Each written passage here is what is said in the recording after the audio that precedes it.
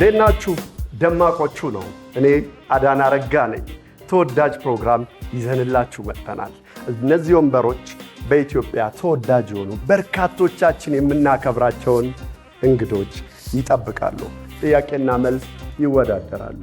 ጥያቄዎቹ እነሱ ጋር ከመምጣታቸው በፊት እናንተ ጋር ይመጣሉ።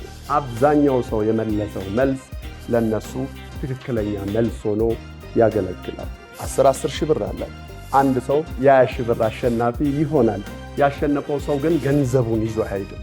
ለወደደው ግለሰብ መረዳት አለበት ላለው የበጎ አድራጎት ድርጅት እንዲሁም ደግሞ ለሃይማኖት ተቋም መስጠት ይችላል። እዚሁ ቃል ይገባል።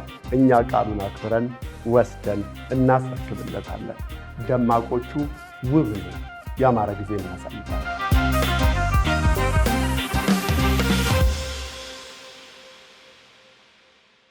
እንዴት ናችሁ ጓዶች? አለን ሶዷችን ይላል። እሺ ቁጭ በሉ። አይገባም። እንዴት ናችሁ? እንኳን ደህና መጣ። የመጀመሪያ ሰው ነው ታውቂያለሽ። እንኳን ደህና መጣችሁ። ስላገኘኋችሁ በጣም ደስ ብሎኛል። እኛም በጣም ደስ ብሎናል። አሁን ለሚያይ ሰው እኮ ያስቃል። እናንተን እንኳን ደህና መጣችሁ ስል አብረን እንደምንኖር ነው ሰው የሚያውቀው። ወደ ደማቆቹ ስለመጣችሁ በጣም ደስ ብሎኛል። ውድ ተመልካቾቻችን እንዴት ናችሁ? እንዴት ከረማችሁልን? አዳና ረጋ ዛሬ ሶዶ ለማንና የሸዋ ማስረሻን ባልደረቦቼ ይዤ መጥቻለሁ። በሌላኛው መድረክ ነው ባልደረብነታችን።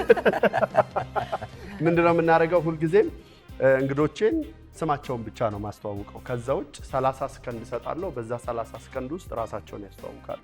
የሹ ካንቺን ጀምር፣ ራስሽን አስተዋውቂ። ጋዜጠኛ ነኝ የምለው ሰው ስለማያውቅ አይደለም። ጋዜጠኝነትን እጅግ በጣም ስለምወደው ነው። አሁንም ጋዜጠኛ መሆን የምትፈልግ ሴት ናት የሸዋ ማስረሻ።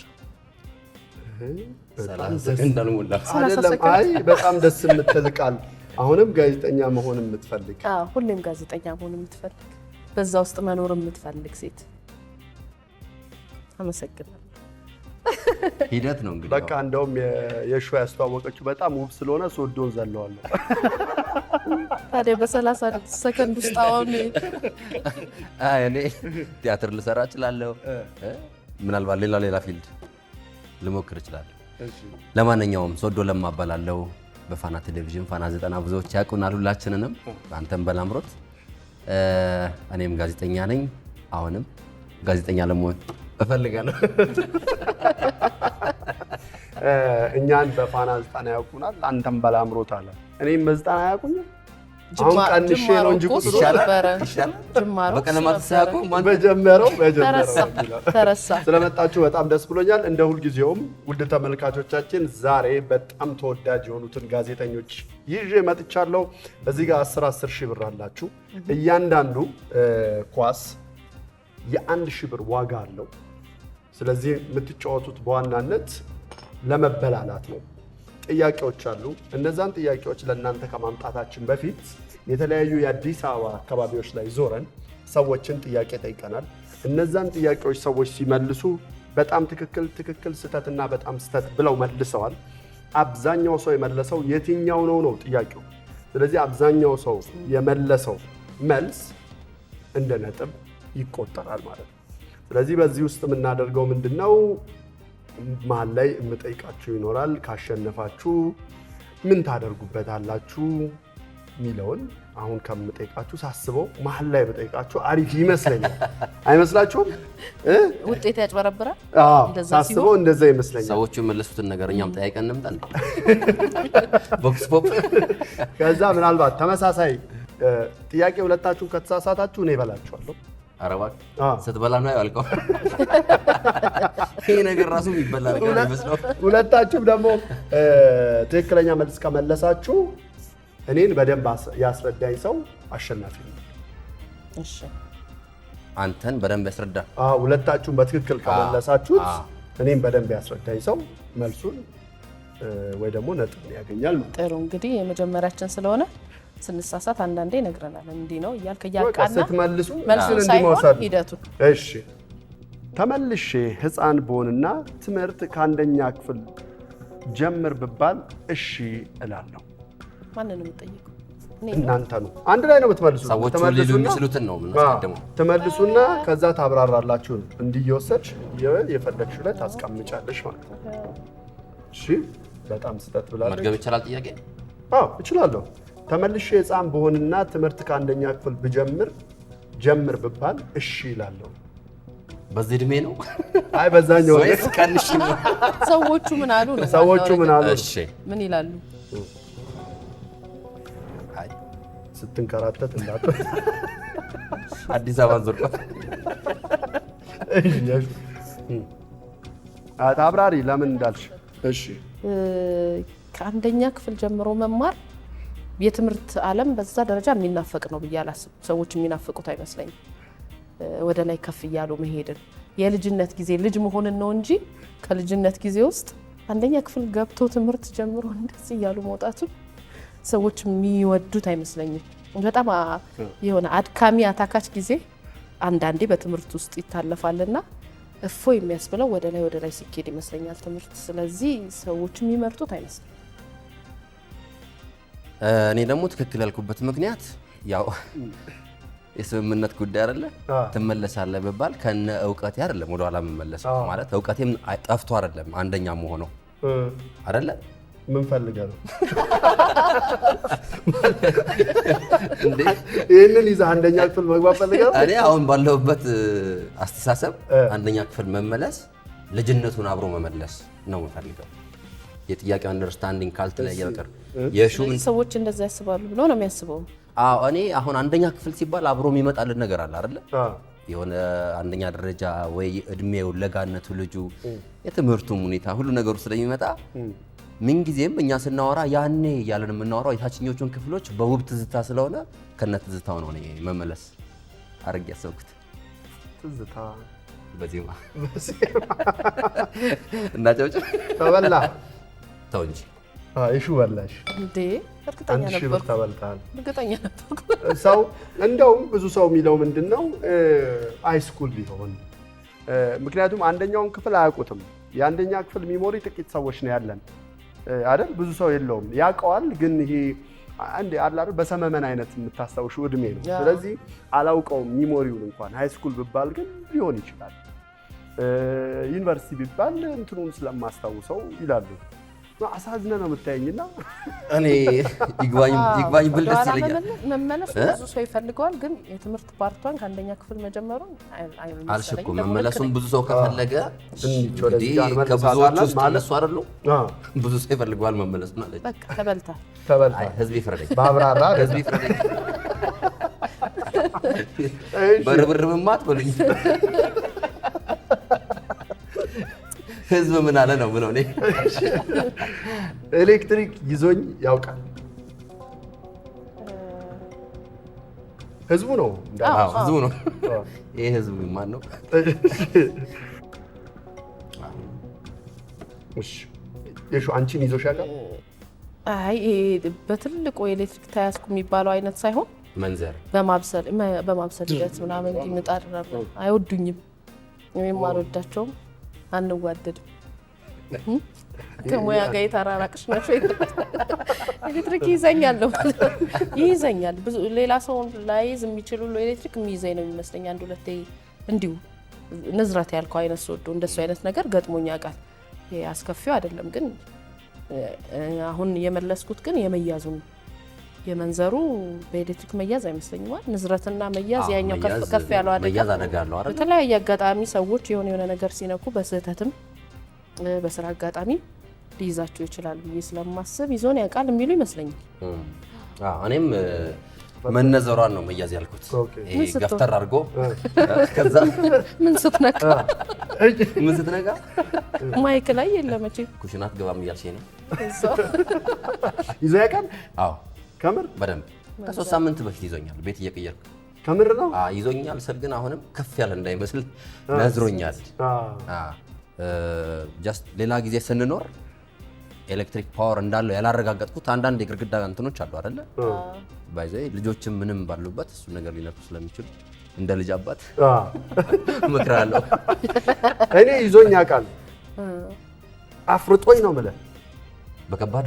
ኧረ ሻወር ቤት ያው የሚገርመው ሻወር ቤት ሆኜ ከውሃ ጋር ድድን ሲል ነው ትዝ የሚለኝ። ምክንያቱም ምንድነው የሆነው እንደ አጋጣሚ የሆነው ስሜ የሚወጣው በነገራችን ላይ አዳነ የተባልኩት ከኤሌክትሪክ ጋር የተያያዘ ነው እና እኛ ቤት የሚመጡ ዘመዶቻችን ልጆኜ ከፍ እያልኩ ሲመጣ ያ ልጅ ደህና ነው የኤሌክትሪኩ ልጅ ነው የሚሉት። ዳነ ነው አዳነ። እናቴ ስም የሰጠችኝ በዛ ነው። እናቴ እኔን ነፍሰ ጡር ሆና ወደ መጨረሻው አካባቢ ዝናብ ላይ አሸንዳ ስታስተካክል በቃ እንትን አሏት ዶክተሮች፣ አማራጭ ወይ ለልጁ ወይ ለአንቺ ተባለች። ከዛ የመጨረሻ እድል ተብሎ ሲሞከር ነው እኔ የተወለድኩት ማለት ነው። ከኤሌክትሪኩ ጋር ነው እንዴ እሱ? ሸንዶ ያልከው? አይ የመጀመሪያ የእናቴ ታሪክ ነው ያዳነ የተባልኩበት። ከዛ በቃ ይሞታል ተብሎ ነበረ። በቀላሉ ሞት ሰው አይደለሁም እንደምታውቁት። ዝም ብዬ ሳስበው ጤንነት መልክ የሆነ ከዛ በኋላ ነው። ከዛ ቆይቶ ንቅት በቃ ለብዙ ጊዜ ቤት ሲመጡ ሕፃኖኜ ዘመዶቻችን ምናምን ይህ ልጅ አደገ የኤሌክትሪኩ ልጅ ነው አይደል ሲሉ ትራፊው ታሪኩ እያደግኩ ስመጣ ነው ለምንድን ነው የኤሌክትሪኩ የሚሉኝ። እና ቤት የሚመጡ ሰዎች በተለያየ ስም ነው የሚጠሩኝ። አንደኛው ታሪኩ ይለኛል፣ አንዳንዱ ቀብሬ፣ አንዳንዱ አዳነ ይለኛል። የሁሉም ሰው የተለያየ ታሪክ እንትን ስም ነበር የሚጠራኝ። አንተ አይነት አደጋ ደርሶብኝ ቢሆን ምን እንደምሆን አሁን እኔ ለጥቂት ለነዘረኝ ለኤሌክትሪክ እቃዎች ያለኝ ፍራቻ ለመጠጋት እጄን ጠቅልዬ ባዶ ግር ስትሆኑ ውሃ ሲነካው ስለሚባል በጫማ ሆኜ የማይዘውም ቢሆን እኔ እኮ ሁለቱም ታሪኮች አንዱ እኮ እናቴ ወደ ውስጥ ሆኜ ነው። አይ ገባኝ። ከዛ ደግሞ ያለችው ከዛ በኋላ እንዴት ነህ ነው እኔ ፈጥፍጤ ነው ማለት ከዛ በኋላ እንዴት ነህ ትነካለህ? በነፃነት እዛኔም እኮ ለመንካት አይደለም አሁን ኧረ ትራውማ የለውም ወይ? አይ አለው። ኤሌክትሪክ ከባድ በጣም ንቅት ስል ከውጭ ሻወር ቤቱን ዘግቼው ስለነበረ ድምፅ ነው የሰማሁት። እንዳጋጣሚ ሆኖ ወርውሮኝ መሀል ላይ ነው ራሴን ያገኘሁት። ስለዚህ አድቬንቸር ነው አይደል ያወራኋችሁ። አገልግሎት በኩል አታልፍማ እንኳን ተረፈ። በኤሌክትሪክ አገልግሎት በኩል አልፍ።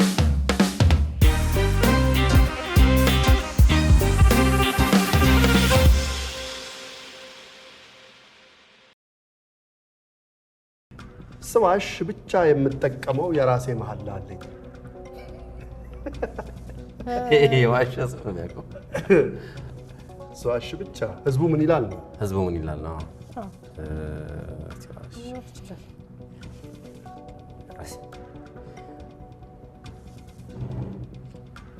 ግን ምንድን ነው? ለምንድን ነው የምትከተላት?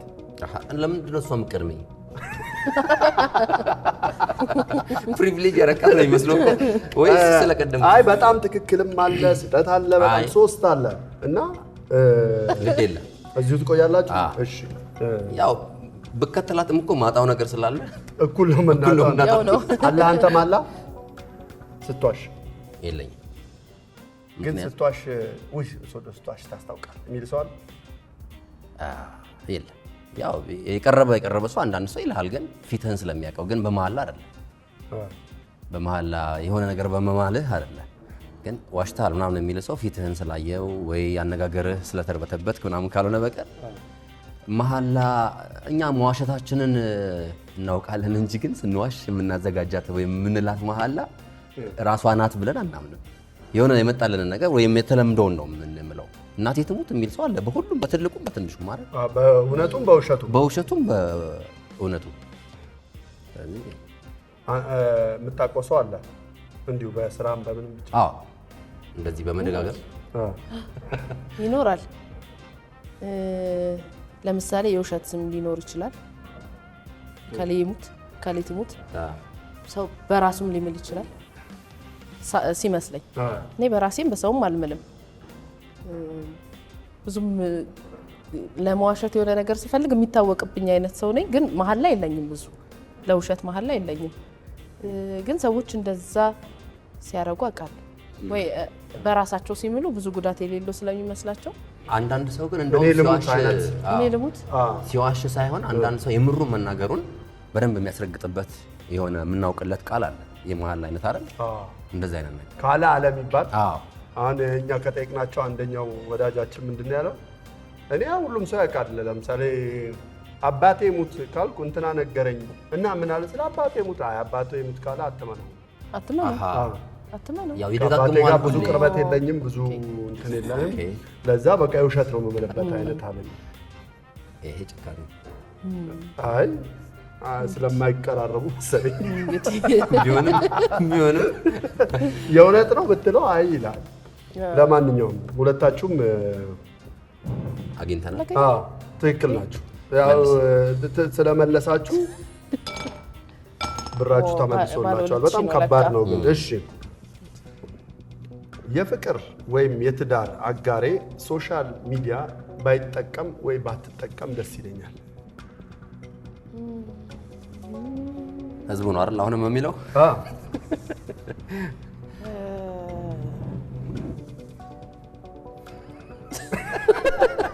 እንደው ልቀጠለ አንዳንዱ ሰው ይል ይሆናል ብዬ አስቤ እኮ ነው። ግን የራሷ ነው የሳባት የራሷ አቋም ነው ይሁን። ምክንያቱም ሳስብ አይ ከሚጠቀመውን የምትጠቀመውን ነገር ብትመርጥ ይሄን ያህል ሰዓት ባያጠፋ እንጂ ችግር የለውም የሚል ይመስለኛል። ለምን አብዛኛው ሰው ራሱ ተጠቃሚ ስለሆነ ያ ነገር ተመልሶ እንዳይመጣበት።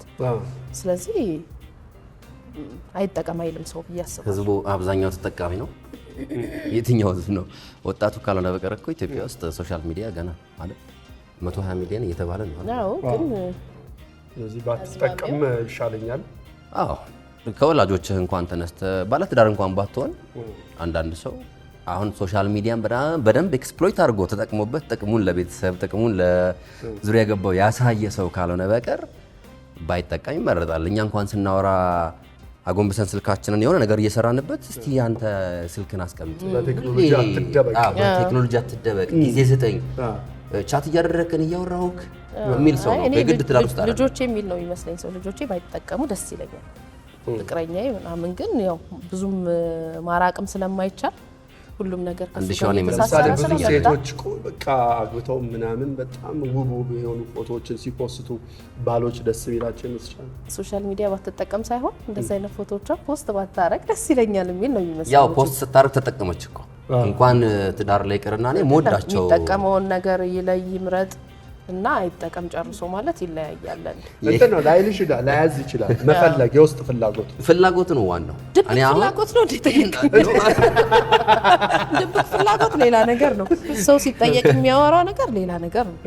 ስለዚህ ሶሻል ሚዲያ ላይ እናወራበት እውነት እንትኑ 1000 ችግር የለም ተበልተሻል።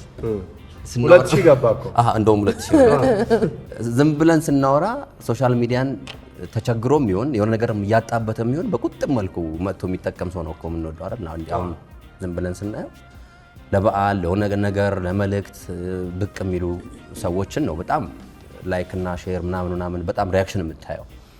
እኔ በግሌ በጣም መወዳቸው አይከኖች የምላቸው ሰዎች አርቲስቶች ሊሆኑ ይችላሉ፣ ሌላ ባይፖሳስቱ ሶሻል ሚዲያ ላይ እንደዚህ ሁሉን ሩቲኑን ነገር ባያስተናግዱ እወዳለሁ እኔ እንኳን ማለት ነው። እኔ ሚዲያ ላይ የሚለውን ሰማሁ አይደል? ለራስ ፈልገህ አልፎ ቢመጡ አርቲስቶች ያልከው ሚዲያ ላይ አይደል? የሚዲያው አይነት ነው እንጂ አሁን ከነሱ ካነሳቸው ነጥቦች መሀል አልፎ ቢመጡ ያንዳንዱን ሩቲን ነገራቸውን ባይፖስቱ ባይጠቀሙ ማለት በቀን 3 የሚፖስቱ ባይጠቀሙ አይደለም እንደማለት ነው ያለው። ቢመጥኑ ነው ይሄ። በጣም አሪፍ። እሺ ለማንኛውም መልሱን ቀጥሎ ነግራቸዋለሁ።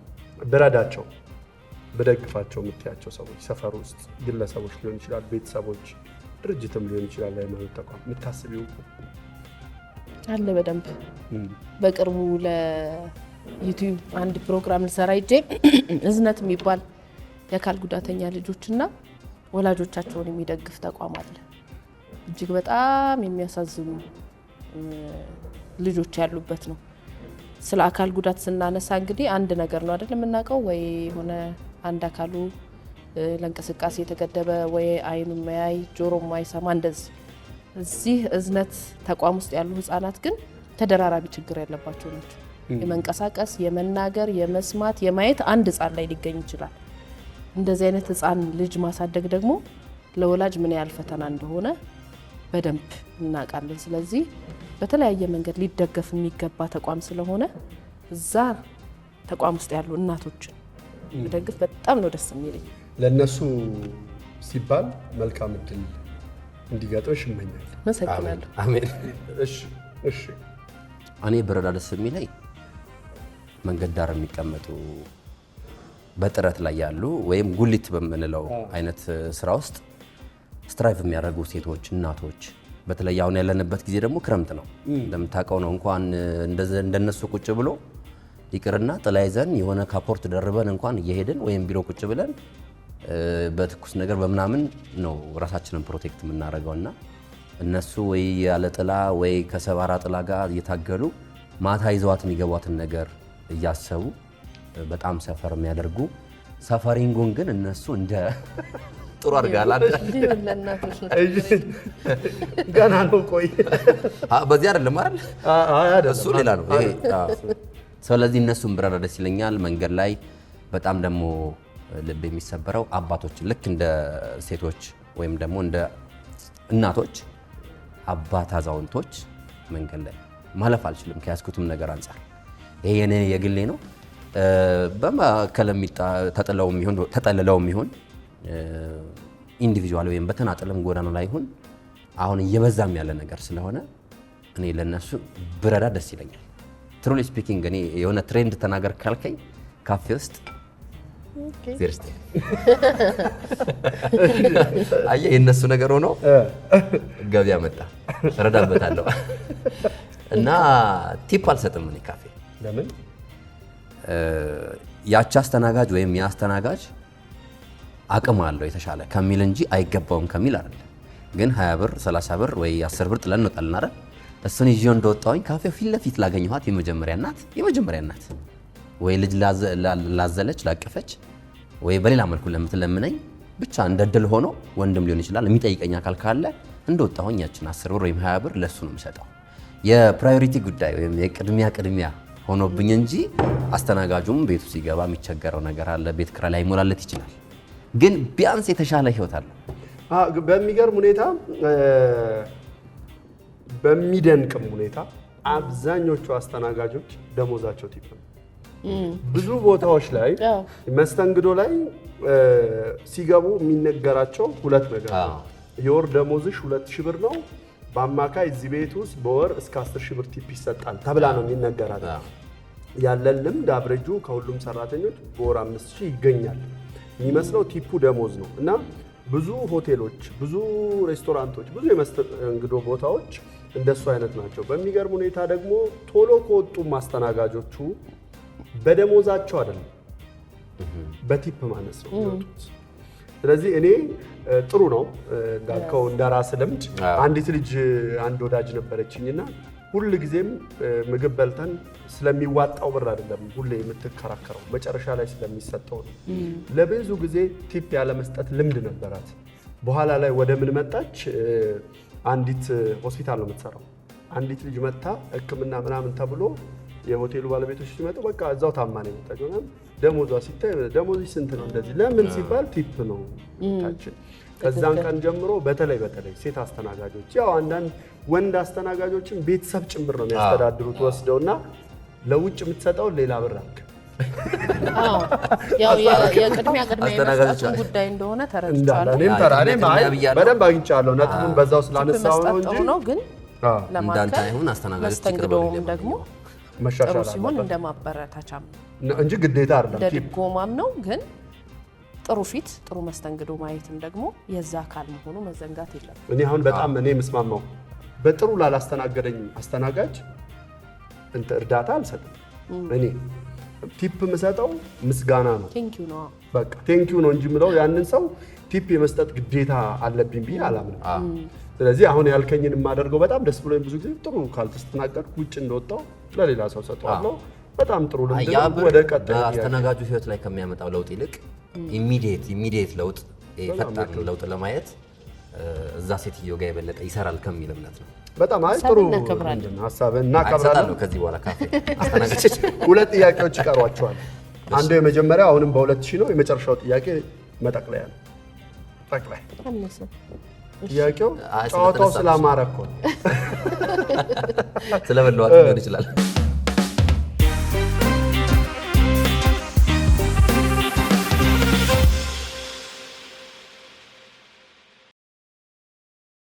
በአሁን ጊዜ ልጅ መውለድ ያስፈራል። ሁለታችሁም ሶዶም የልጅ አባት ነው። ሊከተለኝ ነው ደግሞ ሊከተለኝ ነው ደግሞ ሰው የሚለውን ነው አይደል? ሰው የሚለውን መነቃነቅ አትችይም። እዛው መመለስ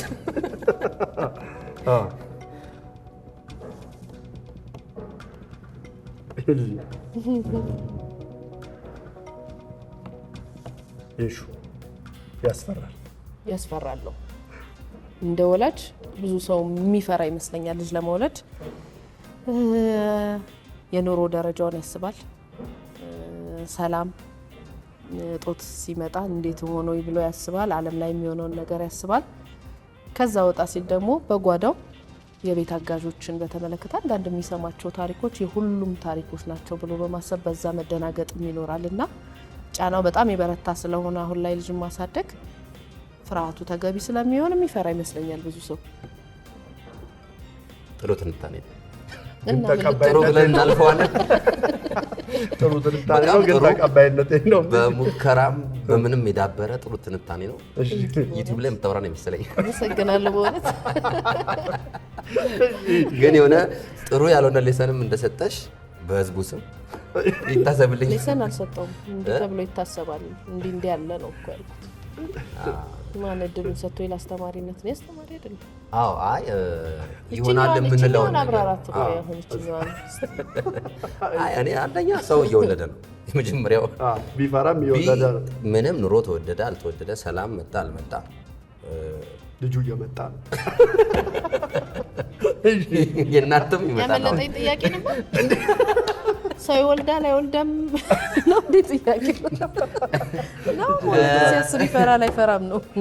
ሁለተኛው ጉዳይ እኔ በአሁን ጊዜ እንዲባል ያደረገው ምንድነው ስል ኑሮ ውድነት ምናምን በብዛት ሲመስለኝ የኑሮ ውድነቱ ምናምን ነውና ሰው ኑሮ ሲወደድ ግምቱ ሁሉ ይሄ በጣም ጥረት ለማይጠይቁና ቀለል ላሉ ነገሮች እየሆነብኝ ነው።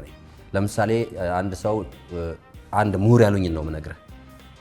ፕሮፌሰር ናቸው። ወደ ሌላ ጉዳይ መግባት ካልሆነብኝ ዜና እየሰራው የኑሮ ውድነቱና የሰው አኗኗር እንዴት ነው የሚገልጹት ብዬ ጠቅላላ አድርጌ ስጠይቃቸው አሁን ይሄ ውጭ የምናየው ሰው ኑሮ የተወደደበት ሰው ይመስላል ወይ ብዬ ስጠይቃቸው አይ የኑሮ በጣም መወደድ የዋጋ ግሽበቱ ምኑ ተደማምሮ መወደድ ሰውን ተስፋ ሲያስቆርጠው አሁን የምታየውን አይነት ህዝብ እንድታይ ያደርጋል። ስጋ ቤት የሚውለው ቤቱ ስትሄድ ፍሪጅ የገዛ ቲቪ የገዛ ሶፋ የገዛ ሰው በሙሉ እንድታይ ያደርጋል። ምክንያቱም አጠራቅሜ ብሩ የሆነ አቅም ኑሮት ለውጥ አምጥቶ መኪና፣ ቤት፣ ሌላ ለልጅ ልጅ የሚሆን ነገር አጠራቅማለሁ እገዛለሁ ስለማይል ጊቭ አፕ ስላደረገ ተስፋ ስለቆረጠ ስጋ ቤት ነው። ስለዚህ ይወልዳለሁ። በቃ ወደዚህ ነገር ስንመጣ አንተንም ፕሮፌሰሩንም እናመሰግናለን። ተበልተሃል። አንተ ግን እውነት እኔ ግን አሁን ህዝብ ነው ያለው እንትን ነው። እኔ ግን አንድ ጥያቄ አለኝ። ህዝብ አንተ ያልከውን ስለማለቱ በምንድን ነው የምናረጋግጠው? አብዛኛው ሰው ብዙ ሰው ይፈራል። ለምንድን ነው አሁን ያልከው እኮ ጥሩ ፖይንት ነው። ይሄኛው ሪስክ ውስጥ ያስገባው ህዝብ ተጨማሪ ደግሞ የኔን ችግር ለልጄ ይወልዳል እኮ ፍርሃት አለው። መውለዱ የሆነ ነገር ይዞበት የሚመጣ ነው የሚመስለው። አሁን ሁሉም አሉ አይደለም። አብዛኛው ሰው ግን አይ እፈራለሁ ይላል። ልጅም ያለው ሁለት ልጅ ኖሮትም ሶስተኛ መውለድ እፈልጋለሁ ግን አሁን ይፈራለሁ ይላል። አንድም ልጅ ያለው አይ ሁለተኛ መድገም ይቅርብኝ ምክንያቱም ደሞዙም ህይወቱም ምናምን ስለሚል ተበልተሃል፣ ወልደሃል ማለት ነው። የመጨረሻ ጥያቄ ጠቅላይ ዝግጁ ናቸው? ጠቅላይ ባይሆንስ ነው ሙሉ በሙሉ ነው የምትሄዱት? ምን ይደረግ? የኢትዮጵያ የምንጊዜም ምርጡ ጋዜጠኛ ማን ነው ሳይሆን አለምነህ ዋሴ ነው። አሉ ወይ ነው?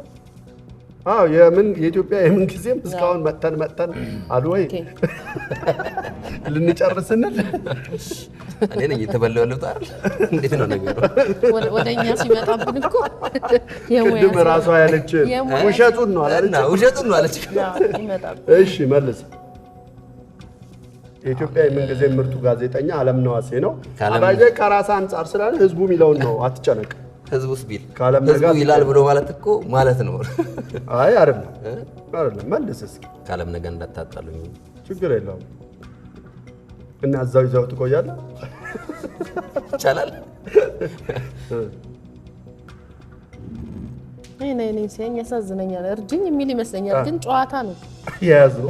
እኔ አላልኩም አይንሽንም ለማየት። የምን ጊዜ ምርጡ ጋዜጠኛ ህዝቡ ካለ እኔም አልኩ ማለት ነው ብሏል እንዴ። ቅድም እሱ እኮ ቢያንስ ክፋት አይደለም፣ ጥሩ ነው። እሺ አለምነህም ሌሎች የዓለምን ወዳጆችም ይቀበሉኛል። ለአንተ አለምነህም በጣም ነው የምትወደው፣ ህዝቡ አለምነህም ፐርሰናሊ በጣም ነው የምወደው፣ ግን ህዝብ ስለሆነ አሁን መደራደሪያችን ትክክል ነው ያልከው። በቃ ህዝቡ የሚያለው በጣም እሺ።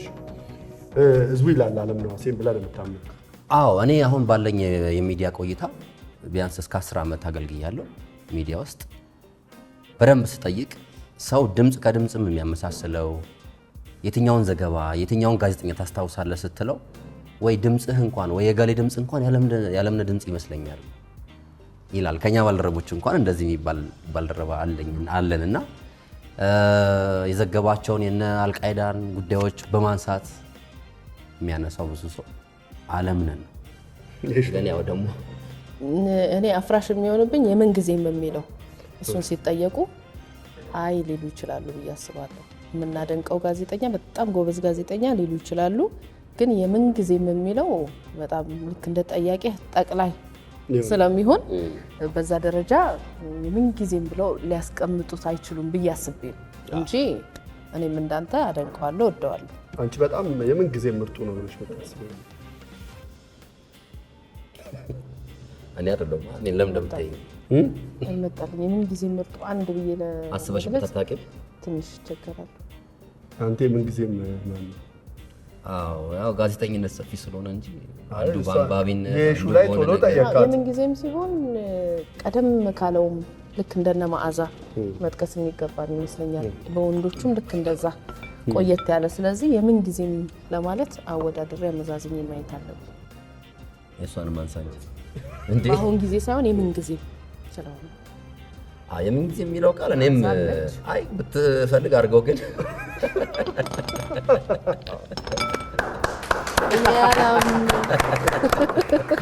በጣም ብዙ ሰው የምን ጊዜም የሚለው ላይ ነው። እሹ እንዳለችው የምን ጊዜም በጣም ብዙ ምንጠራቸው አሉ። እነ ጳውሎስ እነ ዳሪዮስ ሞዲ ያሻማል በጋዜጠኝነት ውስጥ የምን ጊዜም ብሎ አንድ ሰው መጥራት። ስለዚህ ሶዶ ሾርባ ይጠጣበት ነው። ሁሌ ማሸነፍ ይሻለኛል። ሄድኩበት ወይ ሶዶ ብታሸንፍ ደስ ይለኝ ነበረ። የሹ በጣም ነው ደስ ያለኝ። አብረን እንሄዳለን ከሶዶ ጋር። አይ እኔ እንድታሸንፈኝ ነው የመጣሁት። ኦሆ እስከ ጥግ ተፋልማ የተፋለምኩ እኔ እንደውም አንተ የምትፈርድ እየመሰለኝ። በጣም ደስ ብሎኛል። በጣም አሪፍ ቆይታ ነበርን። የሹ 20 ሺህ ብር በልተሻል። ስለዚህ ቀደም ሲል ላነሳሽልን ለእዝነት ወስደን በስምሽ እናስረክባለን 20 ሺህ ብሩን። ደስ ይለኛል። አሁን ግን ነው በጣም ደስ ይለኛል። ከሽልማቱም በላይ ይህንን ተቋም ሰዎች ሄደው እንዲጎበኙት የሚያደርግ እድል ስለሚፈጥር በጣም ነው የማመሰግነው። ጨዋታውም ደስ ይላል፣ አላማውም ደስ ይላል። በጣም እናመሰግናለን አይደል? በጣም ነው እናመሰግነው። በጣም ጓደኞች በጨዋታ ነው የተሸነፍኩት። እኔ በወኔ ያልተሸነፍኩም።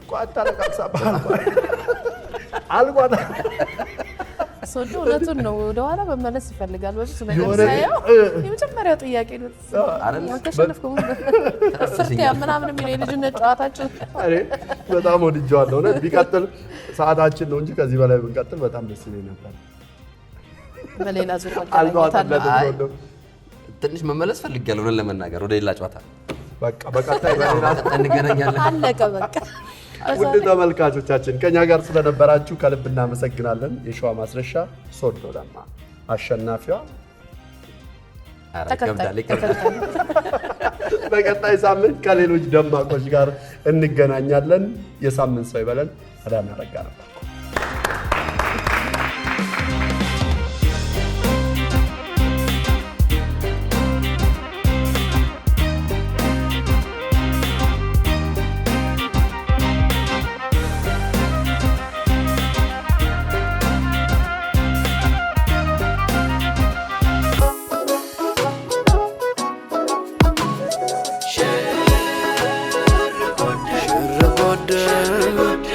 Go